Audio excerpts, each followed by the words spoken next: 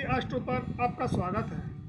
पूर्व में हमने जो वीडियो डाली है, एक वीडियो हमने डाली थी मोक्ष की यात्रा, जिसमें जो लोग आत्महत्या करते हैं डिप्रेशन की वजह से, उस पर काफ़ी फोकस दिया था। अब फिर जो इस तरह से कोरोना आने के बाद और कोरोना के समय में जो लोग डिप्रेशन पे आकर और आत्महत्या कर रहे हैं, ये काफ़ी चिंता का विषय है। हम इसी की पृष्ठभूमि में विचार कर रहे हैं, जो वीडियो बना रहे हैं इसी की पृष्ठभूमि में बना रहे हैं। मनुष्य आत्महत्या क्यों करता है, वो क्या स्थितियां पैदा होती हैं जिनकी वजह से उसको ऐसा कदम उठाना पड़ता है जिससे वो अपनी जीवन की लीला को तुरंत ही समाप्त कर देता है बिना कुछ सोचे समझे। इसके बारे में विचार करते हैं। ये ज्योतिष पर फोकस दे रहे हैं हम। ज्योतिष में नवग्रह हैं और ये जो नवग्रह हैं ये किसी न किसी ऋषि के पुत्र हैं। जैसे सूर्यदेव कश्यप ऋषि के पुत्र हैं, चंद्रदेव अदिति ऋषि के पुत्र हैं, मंगलदेव शिव जी के अंश हैं, बुधदेव चंद्रमा के पुत्र हैं और गुरु बृहस्पति देव अंगिरा ऋषि के पुत्र हैं और शुक्रदेव जो राक्षसों के गुरु हैं वो फिर ऋषि के पुत्र हैं और शनिदेव सूर्यदेव के पुत्र हैं। अब बात करते हैं राहु केतु। स्वर भानु नाम के राक्षस थे जो सिंहका के पुत्र हैं और सिंहका हिरण्याकश की पुत्री है। तो इस तरह ये हिरण्याकश के देवते हुए जो राहु केतु बने। स्वर भानु ने छल से अमृत पी लिया और जब देवताओं को मालूम हुआ तब विष्णु जी ने अपने सुदर्शन से इनके दो टुकड़े कर दिए।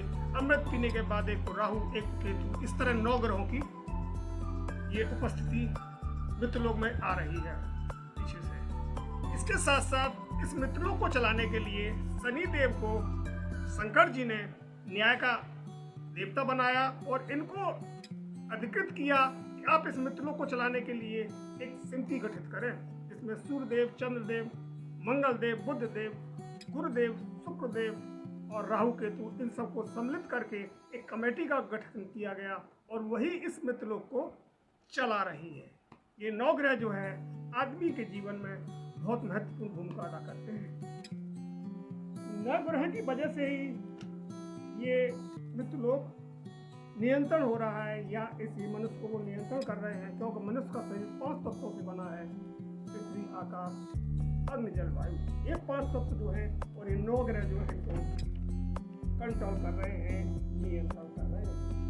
ऐसी स्थिति में फिर मनुष्य की क्या स्थिति पैदा होती है। जैसे अब कोरोना का समय चल रहा है, कोरोना के समय में आदमी अधिकांशतः अवसाद में आ गया है, डिप्रेशन में आ गया है, जिसकी वजह से उसको केवल यही नजर आता है कि हम इस मृत्युलोक से, इस भीड़ भाड़ से, इस मृत्युलोक से कैसे भी जाएं। और जब प्राकृतिक मृत्यु नहीं आ रही है तो वो खुद अपने ही हाथों अपनी लीला को समाप्त कर डालता है।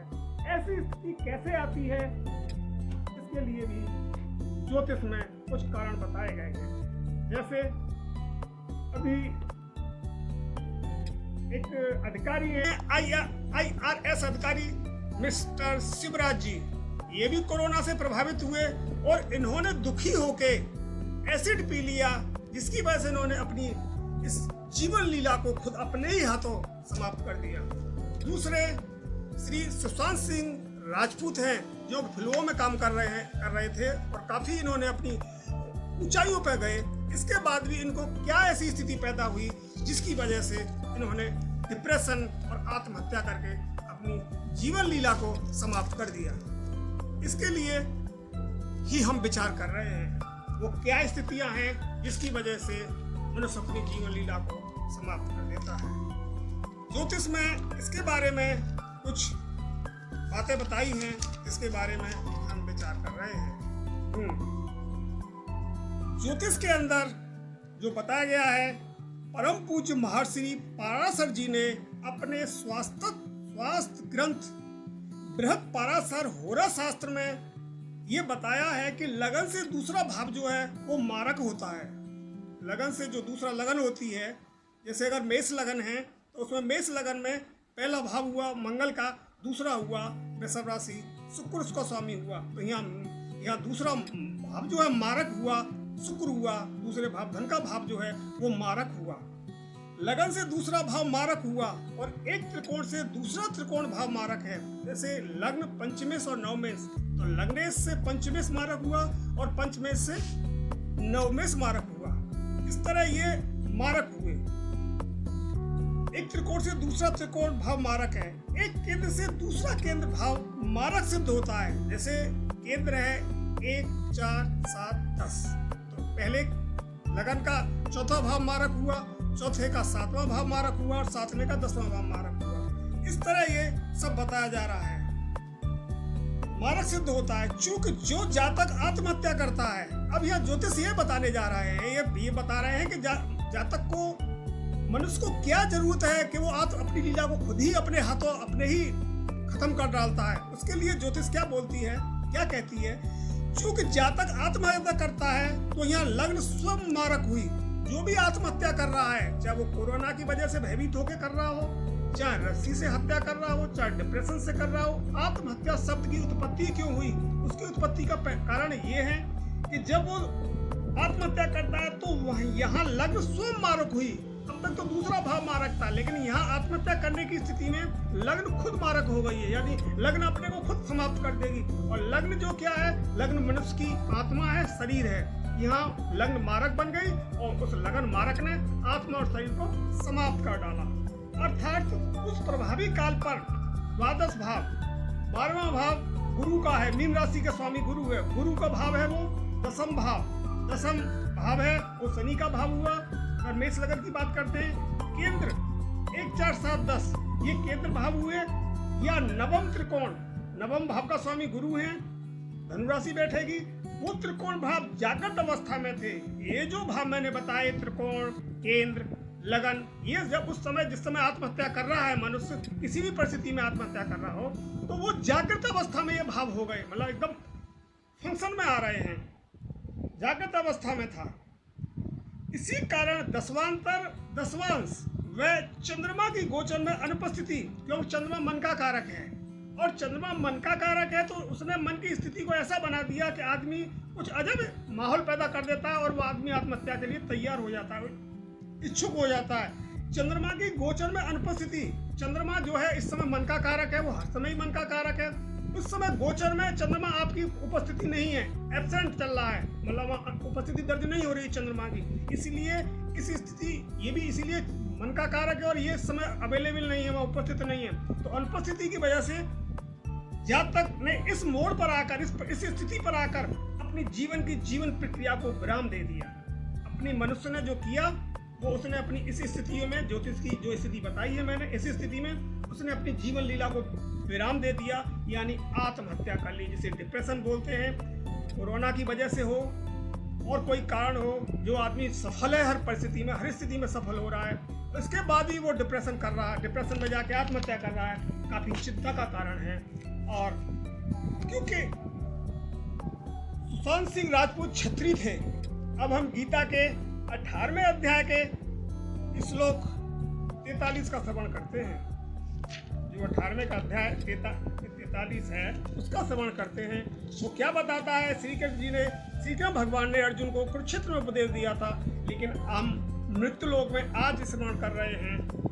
आज 15 जून 2020 को इस दोहा को स्मरण कर रहे हैं, गीता का 18वें अध्याय का दोहा नंबर 43।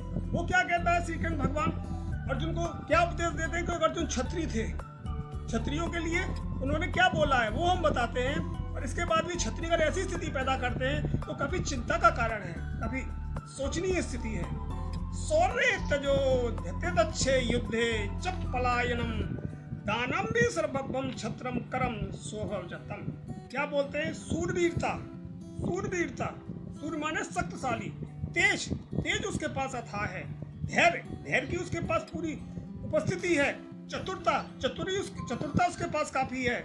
ये और युद्ध में न भागना, क्षत्रिय का काम है कि अगर युद्ध हो रहा है तो पहले जो क्षत्रिय युद्ध के लिए जाते थे तो उनकी छत्राणी तिरंग लगा के बोलती थी या तो आप युद्ध में जीत के आओगे, पीठ दिखा के मत आना। और ये आत्महत्या कर लेना क्षत्रियों के लिए तो विशेषकर और भी चिंताजनक स्थिति है कि वो आत्महत्या जैसी स्थिति लाएं और वो इस तरह का कदम उठाएं।